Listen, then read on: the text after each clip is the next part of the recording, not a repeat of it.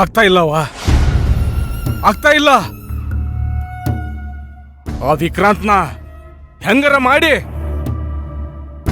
ಮುಗ್ಸಾಕಬೇಕು. ಏನಾದ್ರೂ ಮಾಡೇ ತಿರ್ತೇನೆ. ಏನ್ ಮಾಡ್ಬೇಕು ಅಂತಿದ್ದಿ? ಬಾಕು ತಗೊಂಡ್ ಚುಚ್ಚಿದ್ರ ರಗತ ರಗತ ಚಿಮ್ಬೇಕು, ಹಂಗ ಮಾಡ್ತೇನೆ. ಹೋಗಿ ತಲೆ ಕೊಚ್ಚಿ ತಗೊಂಡ್ ಬಾ.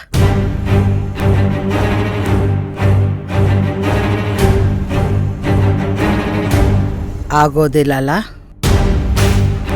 ಮನ್ಸಲ್ಲಿ ಕಂಪನ ಶುರು ಆಗಿರ್ಬೇಕಲ್ಲ? ಕೊದ್ದು ನೀನ ಕೊಚ್ಚ ಬಾ ಅಂದ್ಮೇಲ ನನಗ್ಯಾ ಕಂಪನವಾ? ನಿನ್ನ ಮಾತು ಮೀರೋ ಮಗ ಅಲ್ಲನಾ. ಮತ್ ಹೋಗ.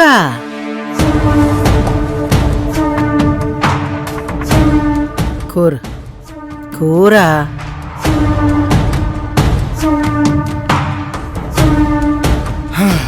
ಪುಷ್ಪ, ಪ್ರಾಣಿಗಳನ್ನ ಬೇಟೆಯಾಡೋದಕ್ಕೂ ಮನುಷ್ಯರನ್ನ ಬಡ್ದು ಮಲಗ್ಸೋದಕ್ಕೂ ವ್ಯತ್ಯಾಸ ಐತಲೇ. ಪ್ರಾಣಿಗಳದು ಸುಲಭ ಐತಿ.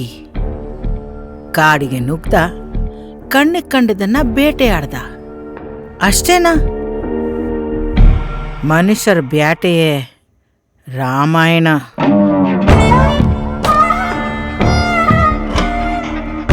ಮುಹೂರ್ತ ನೋಡ್ಬೇಕು, ಗಳಿಗೆ ನೋಡ್ಬೇಕಾ, ಸರಿಯಾದ ಸಮಯ ನೋಡ್ಕೊಂಡ ಬಲಿ ಕೊಡ್ಬೇಕಾ.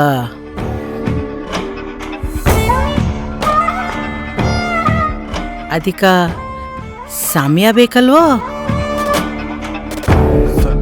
ಸಮಯ ಬೇಕವ, ಆದ್ರ ತುಂಬಾ ಬೇಡ.